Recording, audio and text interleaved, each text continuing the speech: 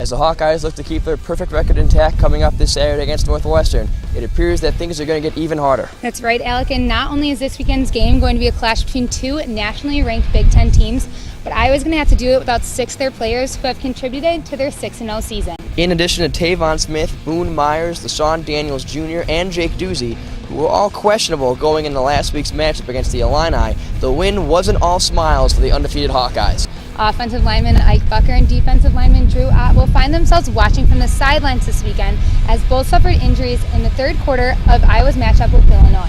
Yeah, and the growing injury reserve is certainly a challenge for the Hawkeyes, but nothing they can't handle. The worst part about coaching in football is just dealing with injuries. And their replacements are ready to compete. You'll see Jeremy Smith on the field once again for wide receiver Tavon Smith, who is hopeful to return after next week's bye week. And filling the spot of Boone Myers will be Cole Croston. Stepping up in the tight end position of Jake Doozy will be Henry Krager-Coble and George Kittle, and filling the gap left by defensive lineman Drew Ott will be Parker Hesse. Just the next man in mentality. If somebody goes down, somebody else is eager to get back in and compete.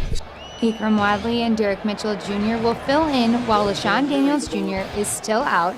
LaShawn's younger brother, James Daniels, a true freshman, will be stepping in for Ike Bucker against the Wildcats. We're a very resilient team. We face a lot of adversity, but so far in the season we've been able to overcome it. Before the Hawkeyes can get back on their feet with a bye week, they have a physical contest in Evanston. That's right, and that's all we have for this week's injury report. Outside Kinnick Stadium, I'm Jordan Maloney. And I'm Alec Giannakopoulos.